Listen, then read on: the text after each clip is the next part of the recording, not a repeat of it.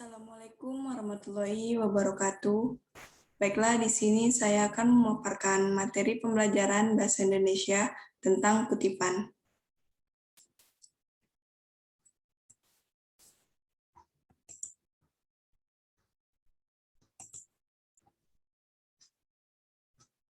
Sebelum memulai materi, atau sebelum kita membahas tentang selanjutnya, perkenalkan, nama saya Desliana Sari dengan NIM 0701 203099 dengan di kelas Ilmu Komputer 5.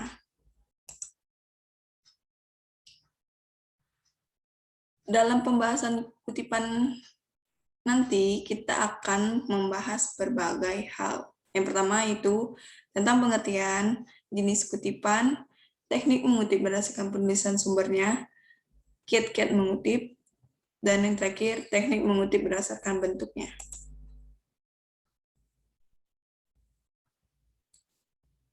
Yang pertama itu pengertian.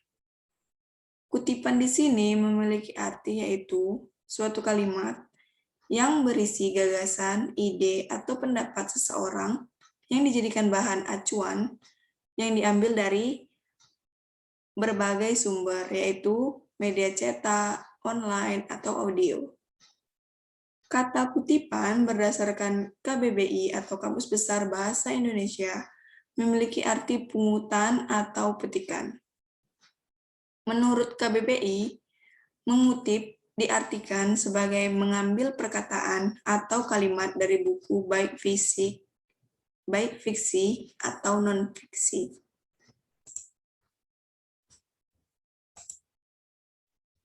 Selanjutnya yaitu jenis kutipan. Jenis kutipan ini terbagi menjadi dua, yaitu pertama kutipan langsung.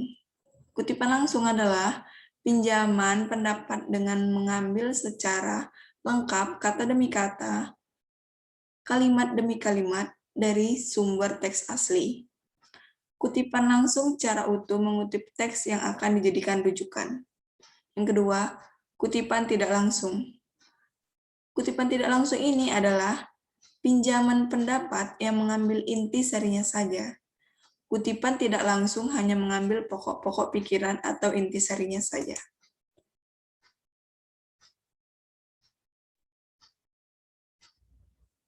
Selanjutnya yaitu teknik mengutip berdasarkan bentuknya.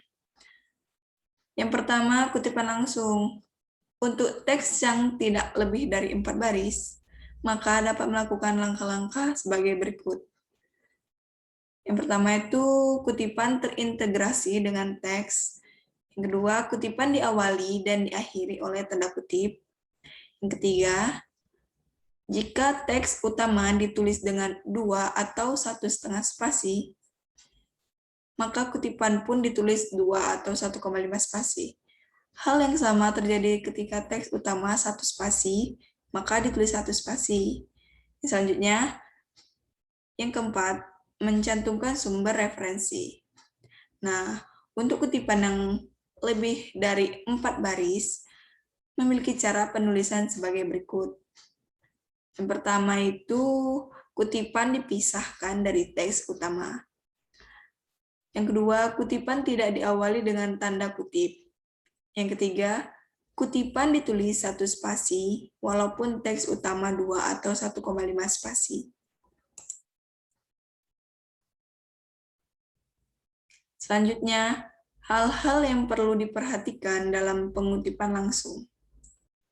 Yang pertama itu, kita mengutip apapun, ketika mengutip, apapun yang terdapat dalam teks harus ditulis apa adanya.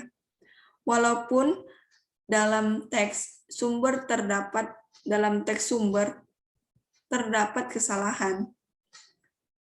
Hal ini dapat ditandai dengan menggunakan simbol buka kurung siku dengan berisi tulisan SIC. Contohnya, Indonesia berhasil. Buka kurung siku, SIC, tutup kurung siku. Meraih emas. Yang selanjutnya, Teknik menghilangkan bagian yang tidak perlu. Nah, di sini untuk menyiasati hal ini, maka yang harus dilakukan adalah memberikan titik elipsis atau titik 3 atau 3 titik pada bagian yang akan dihilangkan. Yang kedua, kutipan tidak langsung. Karakteristik kutipan tak langsung berbeda dengan kutipan langsung. Hal ini dapat dilihat dari teknis penulisannya sebagai berikut. Yang pertama, terintegrasi dengan teks utama. Yang kedua, teks diapit oleh tanda kutip. Yang ketiga, teks kutipan sesuai dengan teks utama. Jika satu spasi, maka satu spasi. Begitupun jika 1,5 spasi atau 2 spasi. Yang keempat, mencantumkan sumber kutipan. Yang selanjutnya yaitu teknik mengutip berdasarkan penulisan sumbernya. Nah, yang pertama itu catatan tubuh atau catatan dalam tubuh yang biasa kita kenal body note.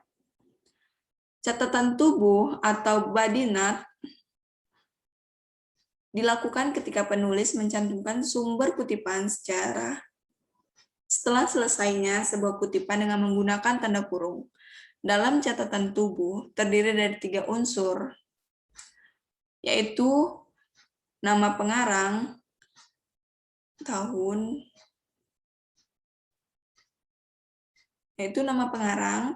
yang kedua tahun terbit, dan yang ketiga itu halaman. Untuk nama pengarang cukup ditulis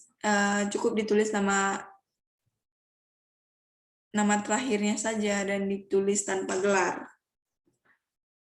Untuk tahun terbit yang ditulis adalah tahun terbit yang ada pada katalog buku yang lazim ada pada awalan sebuah buku. Adapun halaman yang ditulis adalah halaman teks yang dijadikan rujukan, bukan halaman karangan kita sendiri.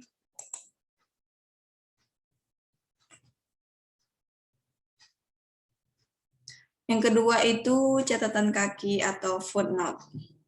Catatan kaki adalah daftar keterangan khusus yang ditulis di bagian bawah setiap lembaran atau akhir bab karangan ilmiah.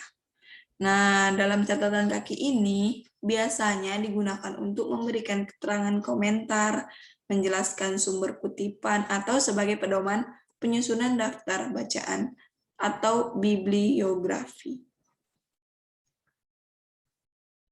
Selanjutnya, catatan kaki dicantumkan sebagai pemenuhan kode atau pemenuhan kode etik yang berlaku sebagai penghargaan terhadap karya orang lain.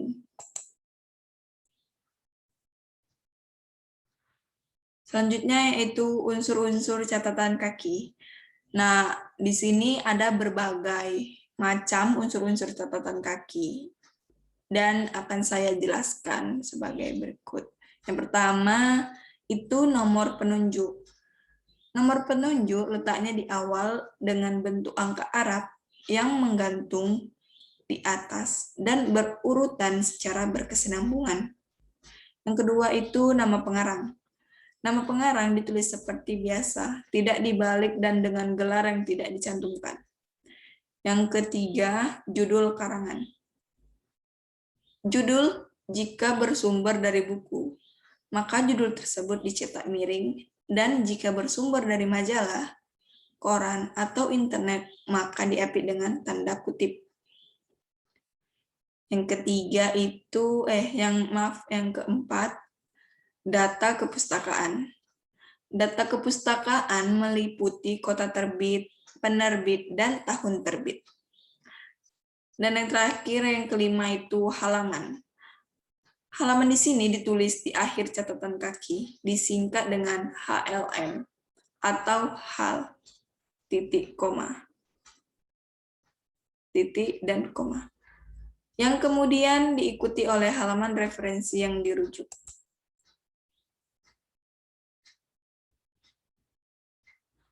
Berikut ini adalah contoh dari footnote.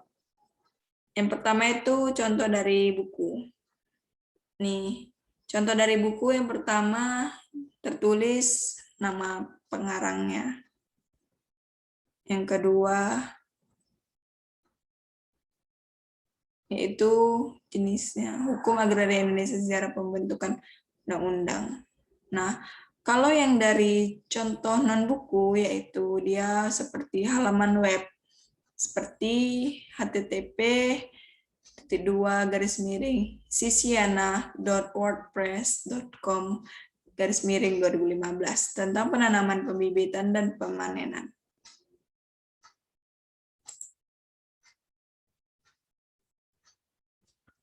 Selanjutnya, jika sumber kutipan yang dikutip lebih dari sekali, maka kutipan selanjutnya cukup diawali dengan istilah ibid, log.scit, dan op.scit.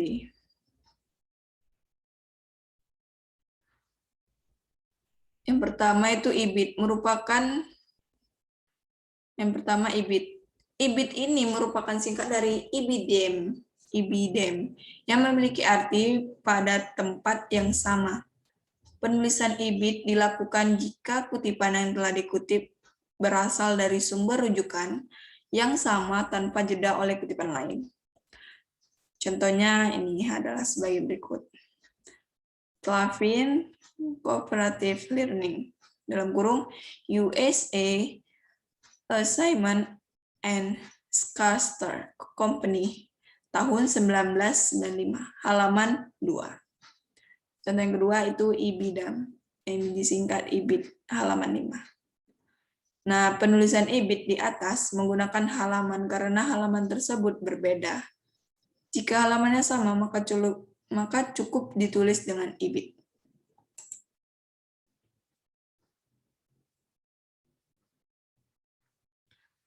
Yang selanjutnya yaitu kiat-kiat mengutip. Yang pertama, kiat-kiat mengutip ini ada terbagi dua macam. Yang pertama, menerangkan kutipan.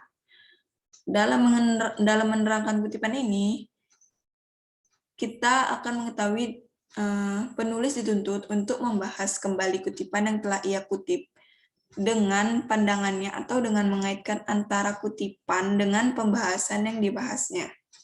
Dan yang kedua itu kita dituntut untuk memperkuat gagasan dengan kutipan. Dalam memperkuat gagasan, kutipan diletakkan setelah pendapat penulis.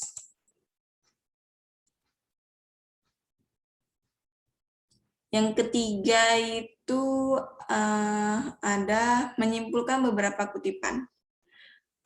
Dalam menyimpulkan beberapa kutipan ini, kita perlu mengetahui syarat utamanya adalah kutipan-kutipan tersebut harus satu konsep atau sederajat, sehingga memungkinkan untuk melakukan penyimpulan. Yang keempat, membandingkan beberapa kutipan. Untuk membandingkan beberapa kutipan sebetulnya hampir sama dengan menyimpulkan, yakni konsepnya sama. Dalam membandingkan beberapa kutipan, dari kesamaan tersebut, penulis dituntut untuk mengidentifikasikan perbedaan yang ada antara satu kutipan dengan kutipan lain. Jadi, yang dibandingkan adalah persamaan dan perbedaan. Sekian pemaparan materi pembelajaran dari saya. Assalamualaikum warahmatullahi wabarakatuh.